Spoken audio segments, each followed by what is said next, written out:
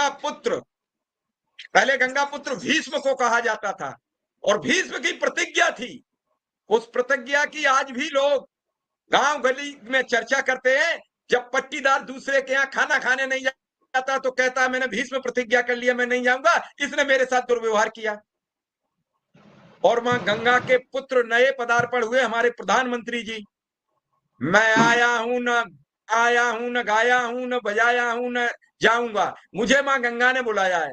अब पता नहीं गंगा ने कहां से चिट्ठी डाल दी और वो गंगा पर आ गए।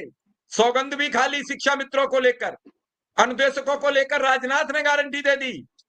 कहां है वो गारंटी और वो सब कुछ?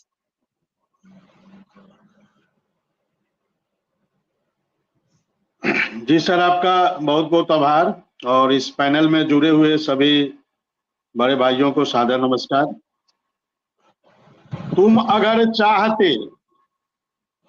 अगर चाहते तो अनुदेशकों के हालात बदल सकते थे। अनुदेशकों की आंखों से निकलने वाले आंसू तुम्हारे भी आंखों से निकल सकते थे, पर तुम तो ठहरे झील के पानी की तरह। दरिया बनते तो शायद अनुदेशकों की तकदीर बदल सकते थे, अनुदेशकों की तकदीर बदल सकते थे। इस सरकार 2016 में, हमें याद है 3 अप्रैल 2016 को यही लखनऊ के झूलेलाल मैदान में इस प्रदेश के लाखों लाख संविदा कर्मियों की एक रैली हुई थी।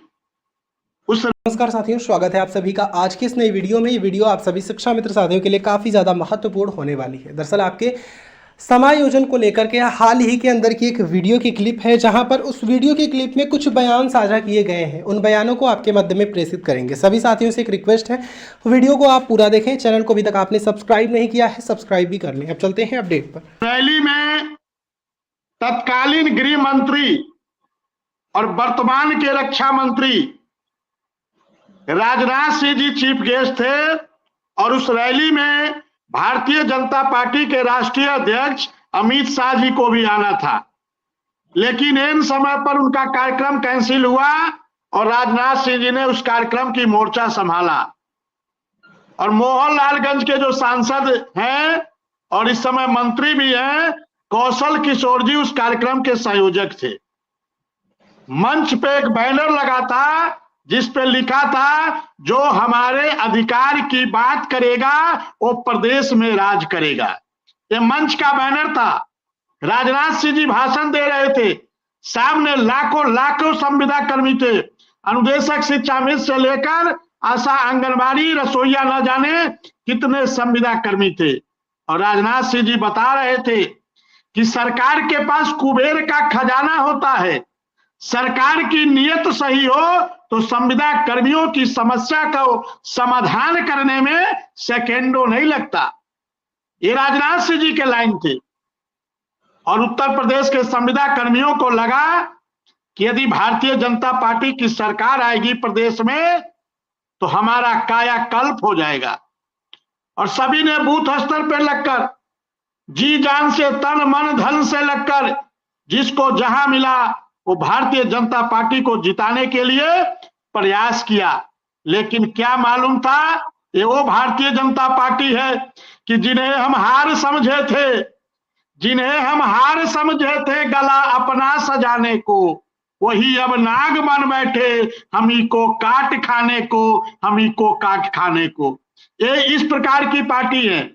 इनकी गारंटी, इनके अच्छे दिन, पता नहीं डिक्शनरी में जब आप खोजेंगे तो उसका मतलब क्या है।